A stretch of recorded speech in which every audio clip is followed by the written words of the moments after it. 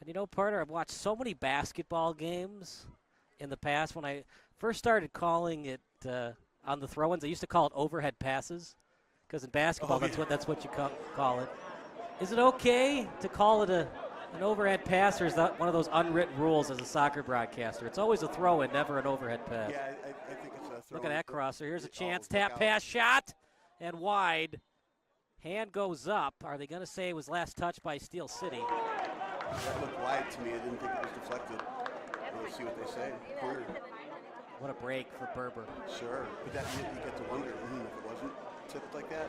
I mean, he has a pretty nice wide open shot with nobody in between. Well, obviously there was somebody in between, but it appeared to be nobody in between the kicker and that corner of the net. And it's funny, after the games they put the pitcher's mound back up here, and it's a kind of a big conglomeration made of wood. It's funny when you play on this field, right? You think the sand is elevated to be the pitcher's mound, but it's not like that. The pitcher's mound is portable. It's just on the side. And at the end of the soccer games, they get a bunch of people together and they bring out this really heavy pitcher's mound made of wood. Uh-oh. Whoa. Redirection chance, and it hit the crossbar. We're going to watch it on replay in a second.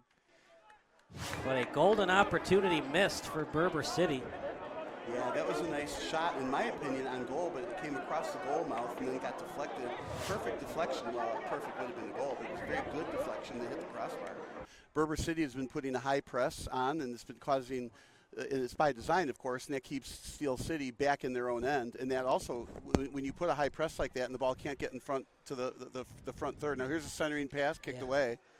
Lysik with a chance. Yep, shot blocked. Loose ball. Baumgartner can't get a shot on net. Partner already 5 corner kicks thus far for Berber City, just 0 for Steel, but they almost luckily got a goal there. Constant pressure delivered by Lysik and Baumgartner. Well, and at the end of the day, what matters are the goals that go in. But the pressure that Berber City has been putting on Steel City is by design, and the reason you're doing that is you're trying to keep Baumgartner on defense. Well, this is the kind of game that whoever gets that first goal is going to be totally in the driver's seat of the game. It looks to be a lot more low-scoring than I think either one of us projected. Of course, the game, once a goal happens, then it usually opens up. But it's a well-played game from both teams.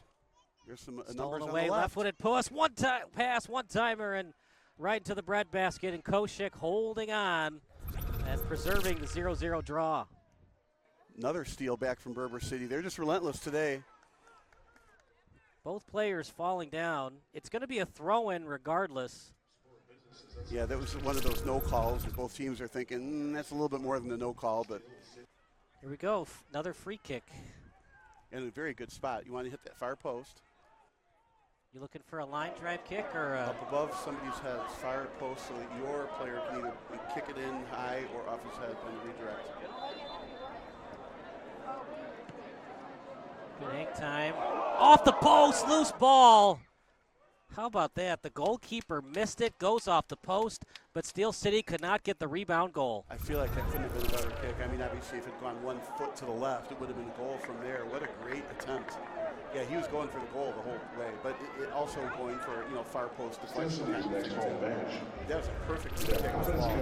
Like, it perfectly would have been gone in. What have you seen from Munoz? That's the second time he's been a little iffy. Remember, he didn't catch the ball earlier.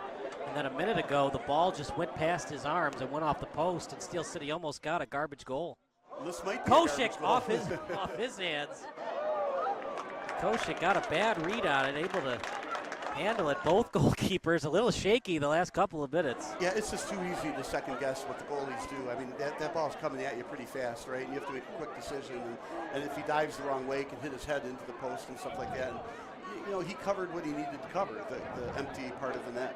So I don't know, the question in there is such I don't know, I think he did a good job to keep the ball out of the net. Kirby, nothing. Steel City has definitely made the adjustments, have scored almost a couple of times on some free kicks as that lead pass shot, it's in the net! Goal awarded for Berber, but was he offside? Offside. Oh my gosh, so Kirby, you come in for a field report and almost the deadlock was no more, but offside against Berber City. Anyways, you were going to say. Yeah, that offsides is no surprise here. Coach for Steel City has been definitely pressing to the boys out there to pick up, push up their back line as soon as they get the ball out. So that coaching tip saved them on that one. Any other things you have to say to us, Kirby? It's late in the first half. We're now in the 40th minute. Yeah, I'll follow up on that early injury. My grandfather, he used to be Dick Donovan's boss. For all those White Sox fans that remember Dick Donovan from the 50s and the 60s, pitcher for the White Sox, sold insurance after the season ended. Nice through ball. Here we go. Steel City on the attack. Cross or offside? They cheated. Well, if you can't get a goal the regular way. We've had a lot of offensive goal opportunities thwarted by offsides.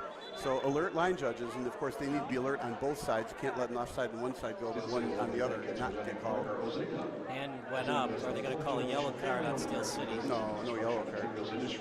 They were talking to the refs a little bit. Maybe they didn't think it was offsides. Another corner kick brought to you by Pursuit Wealth Group. That's our 4th one of the night. So I like this. They got the free kick in front. Okay, it didn't go in, but now they got a corner kick right after it. Goal! Goal scored for Steel City off the set piece. And just like that, Steel City is very much alive for advancing to Division I. Huge swing of a turn of events here at the home of Steel City, right off the centerpiece. Going to watch it on replay in a second. But wow, that was huge. So right off the free kick, well, here's the free kick. It was actually cornered where they scored.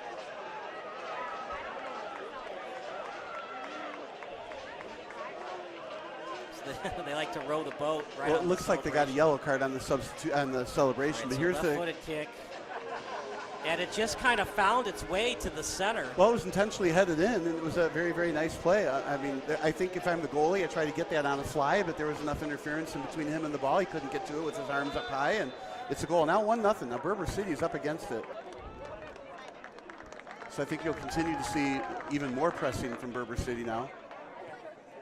We're in the 61st minute. If you're just joining us, a free kick that went for naught. Lead pass out in front. Cheating up is the goalkeeper. Wide open net. Shot. Didn't get much on it. Lysick slides after it. And Hanicka might have overthought it. If he had just kicked it as hard as it would have been a goal, but he tapped it. And an easy play to come back on defense for Berber City to avoid which could have been an astronomical turn of events in this game. Yeah, again, that's Berber City pushing and pressing, trying to get that game-tying goal. They understand the urgency in this situation. But on that kick, the ball was to the right of the net, and the player was running towards the right of the net at full speed. Had to somehow find a way to kick the ball back to the left with enough pace on it to get the defense to not be able to get there on time. Right now we got another free kick from a good angle on the far side. So Steel City has absolutely turned it around since halftime. And right now for Berber City, clock is ticking. Sure is, Bob. And right-footed boot coming up. Lysick, kick in front, and Munoz got a late break on it, but was able to handle it and corral it. That was a great kick, and we had, if that got deflected, that could have been trouble. Meanwhile, a chance in the box. Koscheck somehow didn't get into the back of the net, but it should be a corner kick coming up for Berber City. They're going to say Berber touched it last. Break for Steel City. Nice push, nice counterattack from Berber. Boy, was that ever. That was a breakaway. He had to keep maintaining his speed, but once he got into that goalie box, get pushed from behind or something like that, that's a penalty kick. Would have been interesting if he had stopped to try to set it up for a kick. He would have been run over, but he was going for the goal and ended up, unfortunately for him, kicking it right to Koscheck. Just a beautiful pass. Better speed. Koscheck, and an excellent save. Point blank range save. Shot off the crossbar. Did it go inside the net? Doesn't matter. We play on. Yeah, no, it came out. But what a kick. Again, 6 inches away from going in. That's 2 golden opportunities for Berber City. They are not done tonight. Every break, the last 10 minutes or so, has gone the way of Steel City. Well, and this is the proverbial game where Berber City is absolutely pressing up on defense. They are trying to get that game-tying goal. That is absolutely for certain. There's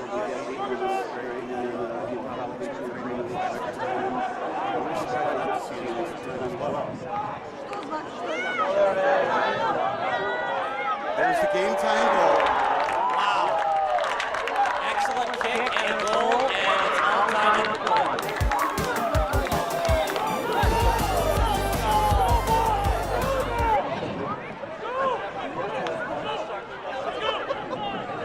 offensive coordination on that pass. Took the ball out of midair, kicked it, never let the ball hit the ground, kicked it